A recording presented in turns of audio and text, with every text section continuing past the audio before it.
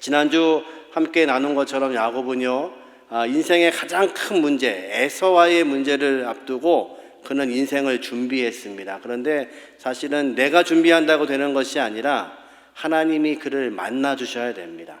하나님이 그를 만나셔서요, 그의 인생의 환도뼈, 그의 육체의 환도뼈를 내리치셔서 지금까지의 방법으로는 안 된다고 말씀하십니다. 이제 그가 변했습니다. 새로운 날이 밝았고 여전히 내 앞에 에서의 문제가 있지만 그는 절뚝거리며 에서를 향해 건너가지만 하나님께서 그를 변화시키신 모습 때문에 오늘 33장의 말씀을 통해서 어떻게 변화되었는지 우리는 그러면 우리의 인생 앞에 있는 에서의 문제를 두고 어떻게 변화해야 될지를 같이 나누는 시간을 갖기를 원합니다. 먼저 1절과 2절 말씀 같이 한번 읽어보죠. 야곱이 눈을 들어보니 에서가 400명의 장정을 거느리고 오고 있는지라. 그의 자식들을 나누어 레아와 라헬과 두 여종에게 맡기고 여종들과 그들의 자식들은 앞에 두고 레아와 그의 자식들은 다음에 두고 라헬과 요셉은 뒤에 두고. 참 요셉스럽죠. 야곱스럽죠. 요셉이 아니죠.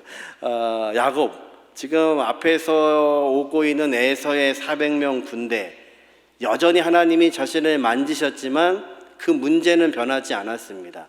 3절과 4절에 그의 인생의 변화가 거기 기록되어 있는데 한번 같이 읽어보죠. 자기는 그들 앞에서 나아가되 몸을 7번 땅에 굽히며 그의 형 에서에게 가까이 가니 에서가 달려와서 그를 맞이하여 안고 목을 어긋맞추어 그가 입맞추고 서로 우니라. 뭐가 변했는지 아시겠습니까? 지난주에는 야복강가를 건널 때 다 떼를 나누어서 보내놓고 야곱은 맨 뒤에 있었습니다.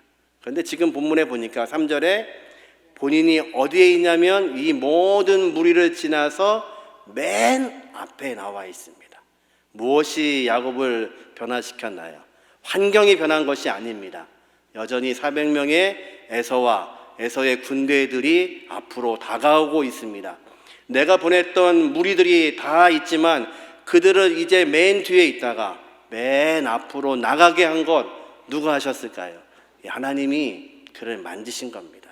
그래서 절뚝 거리며 그 20년 전에 헤어진 형을 향하여서 걸어갑니다. 그런데 놀라운 일이 벌어지죠. 그 앞에 무릎을 꿇습니다. 엎드립니다. 7번 절합니다. 7번 절한다는 것은요, 당시에 왕 앞에서 신하가 하는 행동입니다. 지금 야곱은요, 자신이 형 앞에서 신하가 되었음을, 내가 종임을 가장 낮은 모습으로 나가고 있는 겁니다. 목숨을 구걸하기 위해서요? 아닌 것 같습니다.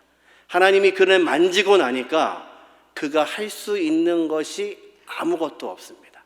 이제는 절뚝거리며 걸어가는 것밖에 없습니다. 그러나 하나님이 나를 만지셨기 때문에, 하나님을 만났기 때문에 그 마음을 가지고 에서를 향하여 여전히 두렵고 여전히 어렵고 여전히 내 마음을 짓누르는 그 문제 앞에 묵묵하게 걸어가는 겁니다. 그랬더니요, 누가 먼저 뛰어오는지 아십니까? 에서가 먼저 뛰어옵니다. 그 야곱을 보고 에서가 달려옵니다. 왜 400명을 데려왔을까요?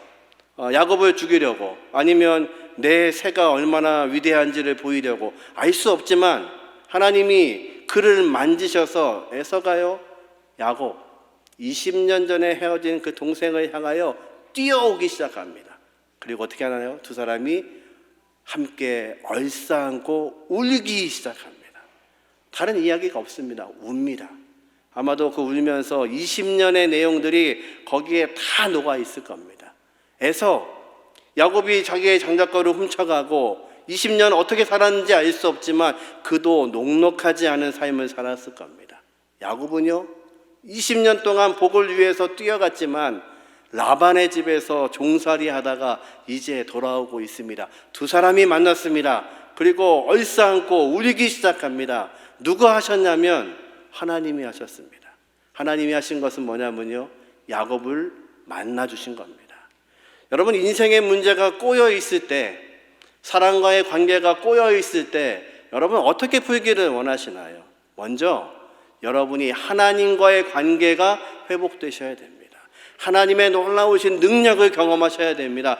그래야 하나님이 우리의 인생의 문제를, 우리의 삶의 환경을 풀기 시작합니다. 에서가 어떻게 변했나요? 잠언 16장 7절 말씀을 같이 한번 읽어보겠습니다. 그 사람의 행위가 여호와를 기쁘시게 하면 그 사람의 원수라도 그와 더불어 화목하게 하시느니라. 아멘. 믿으시나요? 하나님을 기쁘시게 하면 내 원수와 더불어 화목하게 만드시는 분은 누구시냐면 하나님이십니다. 이것이 인생을 푸는 방법입니다. 야곱은 야곱의 방법, 내 지혜로 이 모든 것을 풀어보려고 했습니다. 그러나 그에게 돌아오는 것은 두려움입니다. 야복강가에서 모든 걸 다 내보내고 건너가게 하고 여전히 두렵습니다. 내 방법을 다 동원했지만, 그런데 하나님이요, 그 방법으로 안 된다는 것을 말씀하셔서 그의 환도뼈를 치시는 겁니다. 우리가 얼마나 질긴 인생이냐면요, 하나님이 치시기 전까지는 내 방법을 놓지를 않습니다. 야곱 악착같이 그 하나님께 달려붙습니다. 내 방법으로, 내 힘으로 해보겠다는 거죠. 그런데 그 방법으로 되지 않으니까 하나님은 그를 내리치셔서 인생의 환도뼈를, 우리의 육신의 환도뼈를 내리치심으로 야곱은요 이제 아무것도 할 수가 없습니다. 인생의 문제를 풀게 하시는 분은 전능하신 하나님이십니다. 하나님과의 관계가 오늘 올바르면, 그래서 야곱이 경험했던 것처럼 분이엘, 하나님의 얼굴을 보고 마나임, 나와 함께하는 하나님의 천군 천사를 보고 있는 그 놀라우신 은혜가 나를 만지고 나면 이제 내 인생의 앞에 있는 모든 관계들을 하나님이 푸시는 것을 믿으시기를 주님의 이름으로 축원합니다. 인생의 문제가 꼬여 계신가요? 하나님과 먼저 관계를 푸십시오. 그러면 하나님이 이 모든 것들을 풀게 하시는 은혜를 저와 여러분에게 함께하게 하실 줄 믿으시기를 주님의 이름으로 축원합니다. 두 남자가 실컷 울고 났더니요, 에서가 질문을 합니다. 5절 말씀 같이 읽어보죠. 에서가 눈을 들어 여인들과 자식들을 보고 묻되 너와 함께한 이들은 누구냐? 야곱이 이르되 하나님이 주의 종에게 은혜로 주신 자식들이니이다. 지금 에서는요 야곱을 향하여 400명을 데리고 열심히 달려왔습니다. 야곱은요 에서만 어떻게 피할 수 있다면, 생명을 유지할 수 있다면 하는 마음으로 그에게 선물을 보내고, 사실은 뇌물이었죠. 뇌물을 보내면서 에서를 향하여 달려가고 있습니다. 두 사람이 그 달려갈 때에는 주변에 아무것도 보이지 않았습니다. 근데 관계가 회복되고 나니까요, 에서의 눈에 뭐가 보이냐면 야곱과 함께 하고 있는 처자식들이 보이는 겁니다. 묻는 겁니다. 누구냐? 예상은 했겠지요. 그랬더니 야곱이 뭐라고 고백하냐면 내 주께 은혜를 입은, 하나님이 주의 종에게 은혜로 주신 자식들입니다. 여러분, 야곱이 지금 변했다는 거 느끼셔야 됩니다. 이 자녀들은 어떤 자녀들입니까? 20년 동안 내가 원치 않는 결혼을 통해서 두 여자, 아니요 4명의 여자가 경쟁하며 낳았던 자식들입니다. 그래서요 야곱은 20년 동안에 어느 방에서 자야 될지 자기에게 주도권이 없었던 남자입니다. 이 자식들을 보면 지긋지긋한 자식들입니다. 근데 뭐라고 고백을 하냐면 은혜로 하나님이 나에게 주신 자녀들입니다. 여러분, 자녀들이 지금 바뀌었나요? 말 안 듣던 그 애들이 갑자기 지금 야곱의 말을 잘 듣고 있는 건가요? 싸우던 4명의 부인들이 화목하게 지금 서로 웃고 있는 건가요? 아닙니다. 환경이 변한 것이 아니라 누가 변했냐면 야곱이 변했습니다. 누구 때문에요? 하나님이 그를 만나주시자 그가 변하니까 내 주변에 있는 모든 환경들, 내가 지금까지는 복이라고 생각하지 않았던 것들이 하나님의 놀라우신 은혜로 보이는 겁니다. 여러분, 하나님의 은혜는 무엇이냐면요, 우리 앞에 있는 문제와 환경을 바꾸시는 것이 아니라 하나님이 저와 여러분을 바꾸시는 겁니다. 저와 여러분에게 은혜를 베풀어 주셔서 내가 지금까지 누렸던 모든 것들이 은혜라는 것을 알게 하시는 겁니다. 그 약함과 수고와 고통과 아픔도 은혜라는 것을 깨닫게 하시는 것, 그것이 진짜 복인 것을 믿으시길 주님의 이름으로 축원합니다.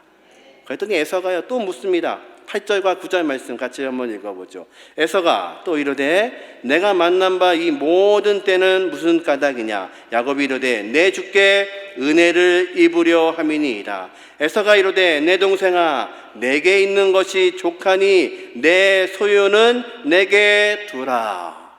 여러분 지금 그 많은 뇌물을 보내면서 목적이 뭐였나요? 나 사는 거였습니다. 그런데 에서가 뭐라고 하냐면요, 야 동생아 너 둬, 괜찮아. 여러분 우리가 인생이 아무리 머리를 쓰고요 아무리 방법을 다 동원해도 한순간 하나님이 만지시면 그 문제가 끝나버립니다. 이 예물을 받고도 나를 용납하지 않으면, 나를 잡아 죽이려고 하면 어떻게 하나, 그것이 끊임없는 야곱의 두려움이었습니다. 그래서 모든 것을 다 떠나보내고도 야복강가에 앉아서 혼자 고민하고 혼자 두려워할 수밖에 없었던 인생이 야곱의 인생입니다. 그런데요 하나님이 만지시니까요 한순간에 끝납니다. 아 괜찮아, 나한테 보낸 거 그런 거였니? 괜찮아. 이제 그 재물 어떤 거였습니까? 그동안 이 야곱이 말하고 있는 이 재물은 평생 그것이 복인 줄 알고 목숨을 걸었던 예물입니다. 지금까지 많은 재물들을 얻었습니다. 이 재물은요 목숨처럼 가졌던 재물입니다. 그런데 하나님이 그를 만지시고 나니까 그가 말합니다. 은혜입니다. 그래서 이거 형님께 은혜를 구하고 있는 겁니다. 무슨 얘기입니까? 20년 전에 제가 했던 모든 것 용서해 주십시오. 그 용서하는 마음으로 이거 다 드려도 이제는 아깝지 않습니다. 야곱이 변하고 있는 겁니다. 하나님이 그를 만지시자 그가 바뀌고, 그가 바뀌시자 에서가 바뀌고, 에서가 바뀌자 주변에 있는 모든 환경들이 하나님의 은혜였다는 것을 아는 겁니다. 에서가 받지 않겠다고 하니까요 야곱이 이렇게 간구합니다. 10절과 11절 말씀 같이 한번 읽어봅니다. 야곱이 이르되 그렇지 아니하니이다. 내가 형님의 눈앞에서 은혜를 입었사오면 청하건대 내 손에서 이 예물을 받으소서. 내가 형님의 얼굴을 배운즉 하나님의 얼굴을 본 것 같사오며 형님도 나를 기뻐하심이니이다. 하나님이 내게 은혜를 베푸셨고 내 소유도 족하오니 청하건대 내가 형님께 드리는 예물을 받으소서 하고 그에게 강권함에 받으니라. 여러분 옛날 야곱 같으면요 너 더 그러면 감사합니다 그렇겠죠. 야 잘 풀렸구나. 그런데요 강권합니다. 형님 아닙니다, 받으셔야 됩니다. 이게 저에게 베푸신 하나님의 은혜입니다. 놀랍게도 형님이 지금 저를 기뻐하고 계시지 않습니까? 저 죽일 놈인데 지금 형님이 웃고 계시지 않습니까? 제가 형님의 얼굴에서 누구를 배운다고요? 하나님의 모습을 봅니다.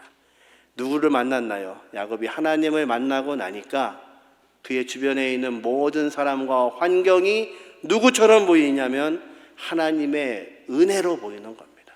하나님이 나를 은혜로 베푸셔서 이 많은 것들을 주셨고, 그리고 형님이 나를 보면서 기뻐하시고 계시니까 그것이 은혜이고 형님께 은혜를 받고 있고 하나님께 은혜를 받고 있는 것, 그러니까 이 재물 어떻게 써도 관계없다는 겁니다.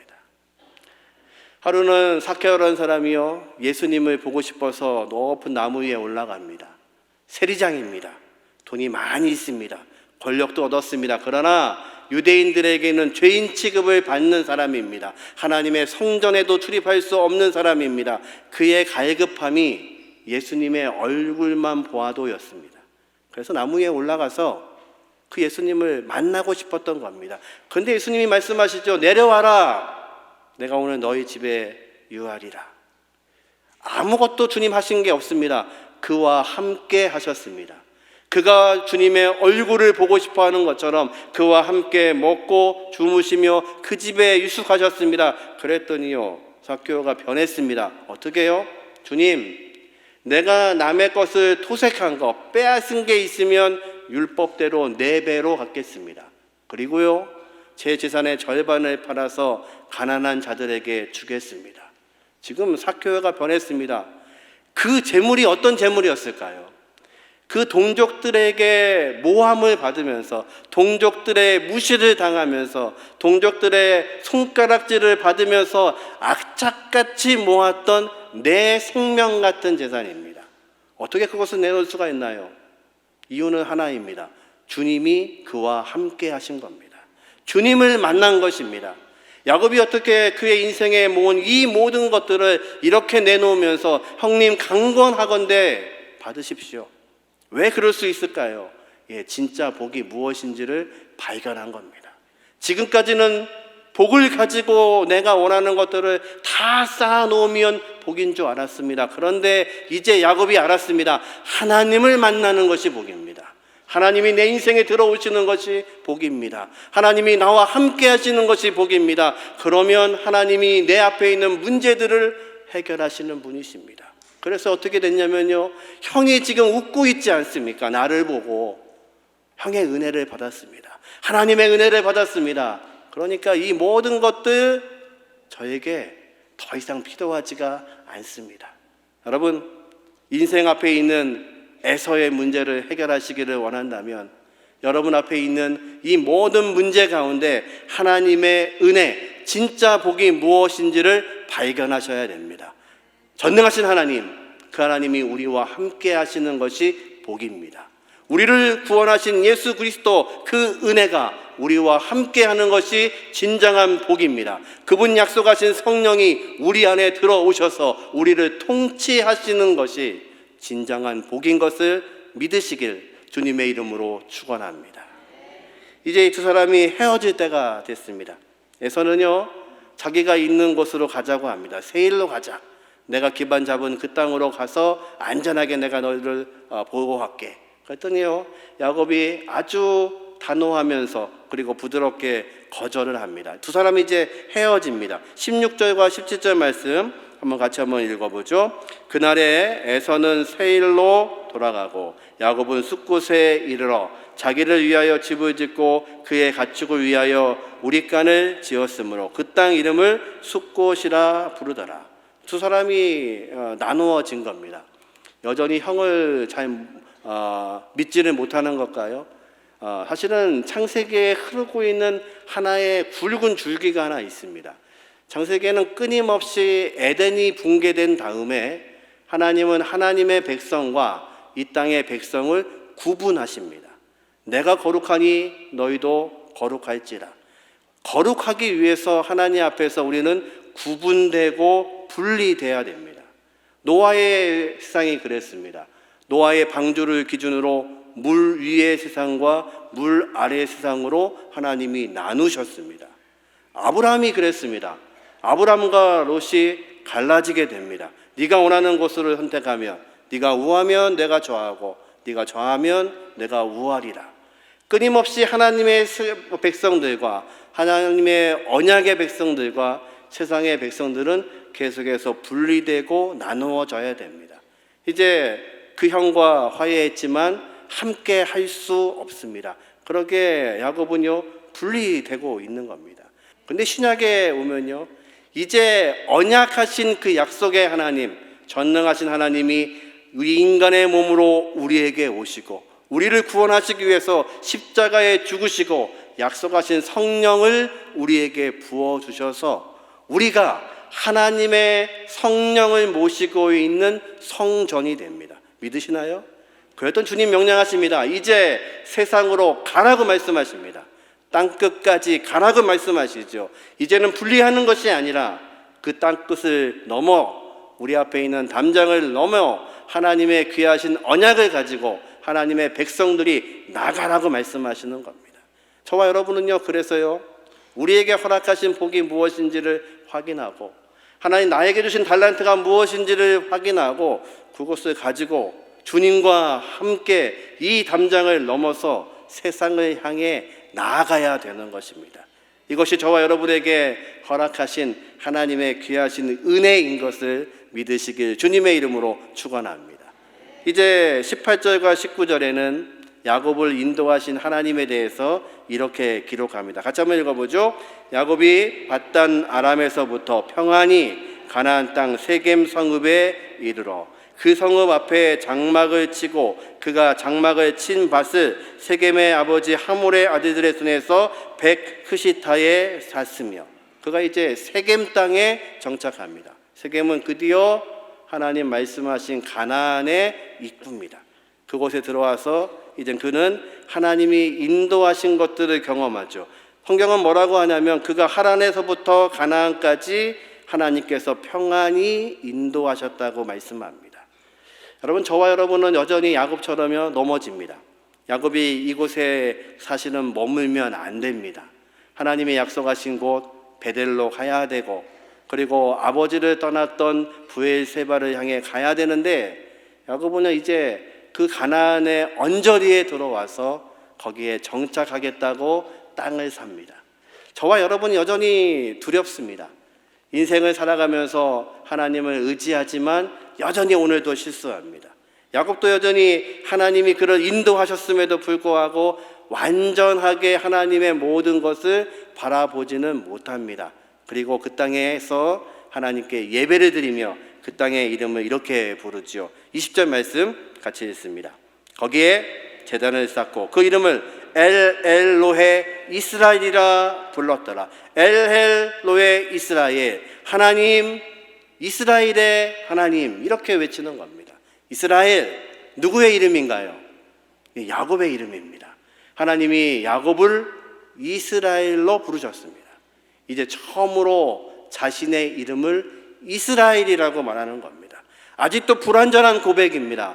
아직도 그 땅에서 어떻게 살아야 할지 확신이 없습니다. 그런데 그는 좀 무엇을 하고 있냐면 하나님께 예배하며 내가 하나님 이제 이스라엘입니다. 야곱, 사기꾼, 발꿈치를 잡던 그 인간이 아니라 하나님의 말씀에 순종하기 원하는 이스라엘입니다. 자신이 누구인지를 발견하는 겁니다. 여러분, 예배는 무엇일까요? 이 아침에 드리는 우리의 예배는 무엇일까요? 우리가 누군지를 확인하는 겁니다. 하나님, 저는 누구일까요? 나를 위해서 내 아들을 십자가에 못 박으신 하나님, 그래서 내 인생의 많은 문제 앞에서도 은혜를 베푸시고 나를 만나주시는 그 하나님, 그 하나님이 나의 아버지이신 것을 확인하는 시간입니다. 믿으시나요? 그러면 그것을 가지고 무엇을 고백해야 되나요? 하나님, 여기까지 하나님이 인도해 오셨습니다. 야곱이 고백합니다.